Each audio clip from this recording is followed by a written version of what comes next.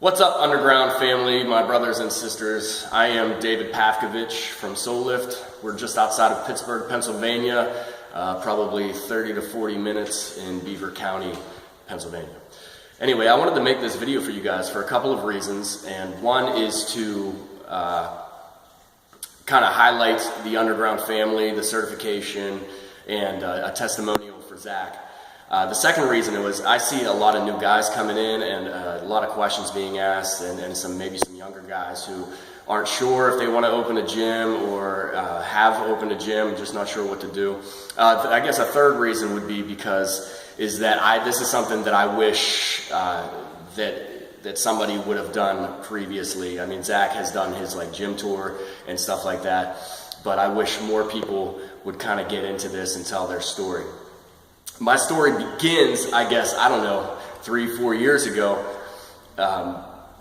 where I started training people out of my house. I grabbed some equipment off Craigslist and stuff like that, and I really didn't mean to. People were asking me for advice, so I mean, the next logical step for me was to say, okay, well, I'll train you, you can work out with me, So I had this small room in my house, and it was like 10 foot by 12 foot or something like that, where I had squat stands and a bench and all that shit. Well, you're gonna see some of that, but this is gonna be my gym tour.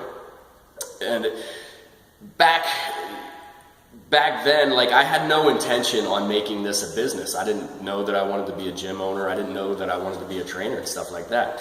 So the next step for me was people started coming, and it was more of a one-on-one kind of thing. And from day one, I always wanted it to be valuable and not devalue. So $10 sessions weren't in the max. I said, if I'm going to do this, I want to make $30, $40 an hour, and that's what I did. So obviously, without any social proof or gaining the trust of the community, that just wasn't happening for me. So the following year, I guess in the summertime, because our winters are fucked up here, the next year, I started doing an outdoor boot camp style in the park, and I advertised for it, and and I didn't know how to run a business. I didn't know I knew nothing about it. So I said, if I build it, they will come. So I started showing up at the park every single day, and I scheduled times, and I did these Facebook events without any paid advertising whatsoever.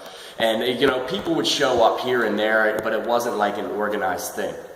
So when Zach, I wish I could remember dates, but Zach was running this contest where it was like an underground inspiration contest. And the reason for me doing this really is to just help out the community and be good to the people that were involved in the community and help them be stronger. I see a lot of unhealthy, fat, depressed people walking around, and I wanted to fix that.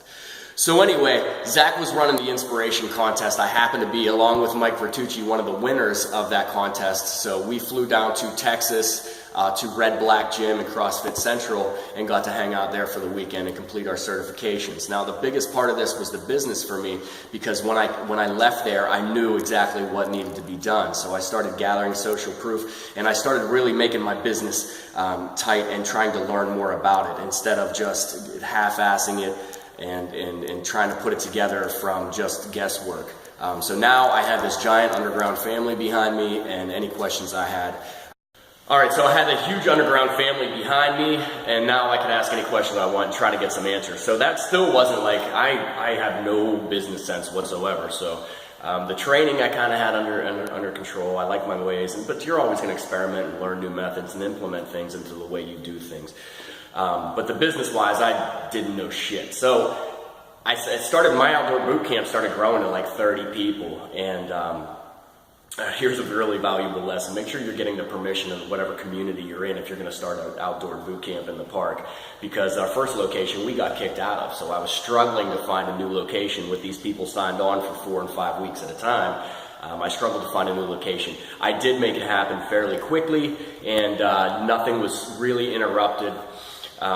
So when we moved locations, we were coming upon winter. Like I said before, Pennsylvania winter sucks, so doing something outside for a mostly women's boot camp just wasn't in the cards. And my members started coming up to me and saying, oh, hey, I love what you're doing, we're making great progress, but what are we going to do when winter comes? And more and more people started saying, what are we going to do when winter comes? What are we going to do when winter comes? So I ended up getting this building that very quickly came available for rent on the road that I was right down the street from where I was doing my boot camp. It was really, really strange how it happened. So one day I was driving by and I saw the sign, and so I called the number, and the next day I had rented the place. The rent was really cheap. The building was drafty and cold and shitty. The location was not ideal, but I already had that base membership to get started on. So I reached out to there. I did some promotions and stuff so I could come up with some money for things that I needed, and I'll have you know, I started this with nothing, not one nickel. We started outside with body weights. I added like a ball, a couple tires, bands and shit, but we started with absolutely $0. Today I'm not doing too bad, but it's not like a super financial success story, but like Travis Stetzel said in the Spartan Up video that you should watch on the podcast, be wary of fast growth.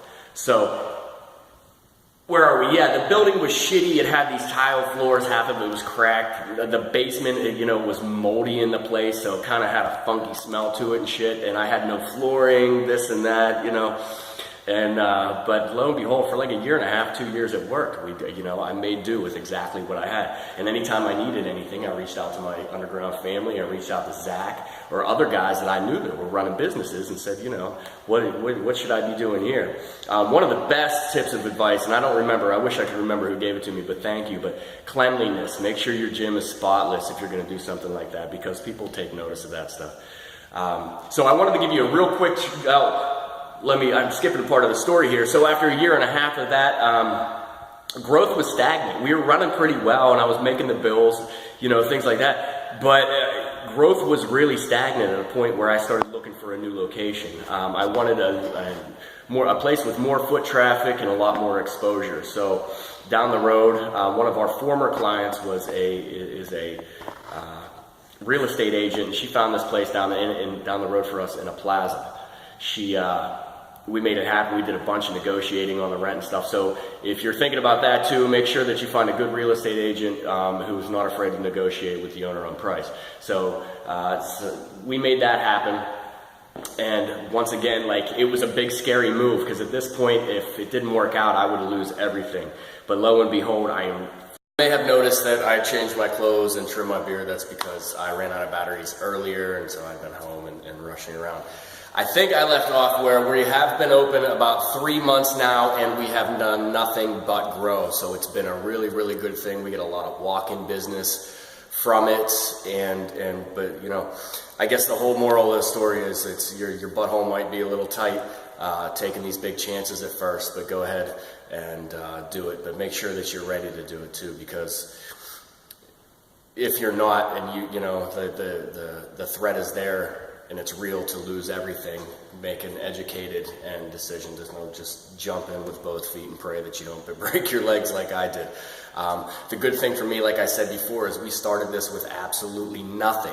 This came from just nothing but grinding and hard work, and a lot of you basically mentoring me to make it happen. So I want to give you a real quick gym tour and show you what we have now. We have about 1,800 square foot of usable space. If you look out here, you can see most of that space is open. That's because everything I do, 99.9% of what I do is in a class type atmosphere. We have somehow, my niche became, it wasn't even intentional, but these mothers, I guess soccer moms, and maybe some even older ladies, where that became our niche. And it's worked out really well. That was what I was after, I guess, to begin with, but I just didn't realize at the time. There's a lot of clarity that I'm gaining as I move forward every single day. So if you look down at the floor, we have 3/4 inch rubber mats. You'll notice some of them are different sizes and different shapes and shit. And that's because I had ordered 3,000 square foot of floor from Tractor Supply. And just as I was going to pick that stuff up, a guy from a local private school called me up on the phone. It's a really crazy story there. But he calls me up on the phone and says, I got all this flooring for sale because we're renovating. And would you like to come take a look at it? So I saved myself about $2,200 just on that alone, which was a huge lifesaver for me, because I was, like I said, sinking everything I had into this place. Over here, we have some trophies where I did some powerlifting stuff.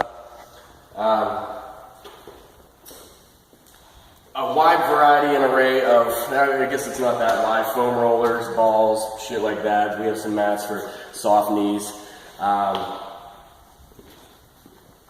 Ropes, weights, dumbbells, all this stuff. The power rack I actually bought at Dick's, and I have a second rack over there where I picked up off of Craigslist. But everything you see basically I got off of Craigslist. The elliptical that I have sitting collecting dust in the corner and the treadmill that I have sitting collecting dust in the corner were both freebies from somebody who didn't want them. But everything that you see came off of Craigslist. That keg of beer we did drink.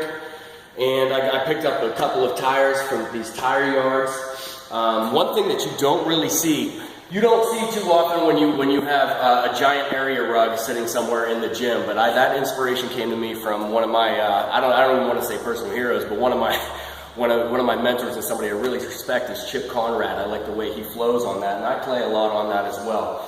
We have some homemade boxes that we made. We got that. We got the plans for it. My neighbor is a carpenter, so we got the plans for it from CrossFit Journal. So if you want to check that out, maybe I can link that shit up for you if you're interested in that. But those boxes were way cheaper than Rogue, and they're probably tougher.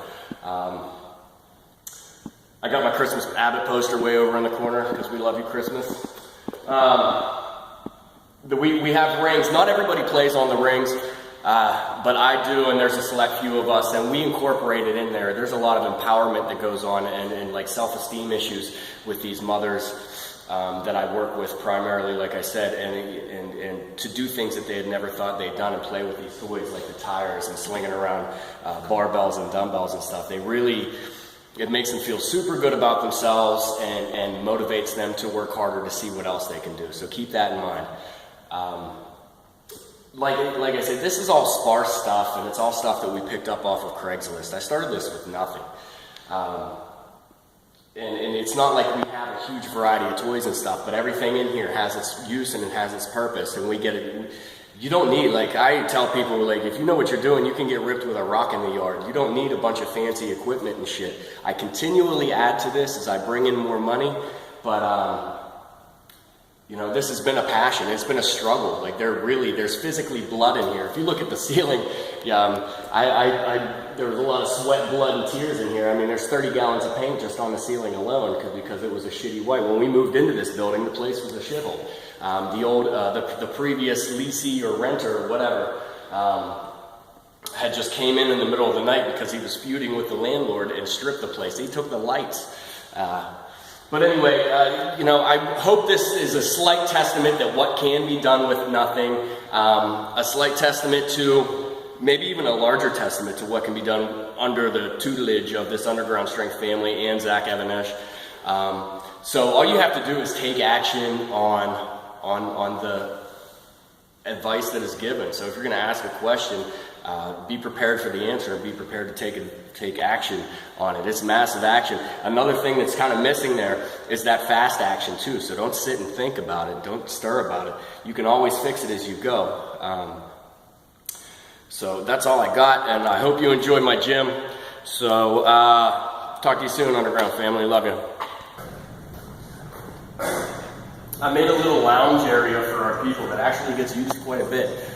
We just kind of hang out in there. Some people will eat in there. Coffee, tea, supplements, all that shit. But one really, really, really important thing that I learned from our Vermont mastermind last year, it came from Quattro Deuce. Quattro Deuce says, Dave, get a couch. Get in there. You want people to stay and want to leave or not want to leave and feel like home. So it's one of the first actions I took quickly was, as quick as I could, I bought that piece of shit Walmart couch for about $180, and I threw it in here, and it has actually paid dividends. So it's not always what you think is going to work and what they're after. So, and that's it. I got my whiteboards over here.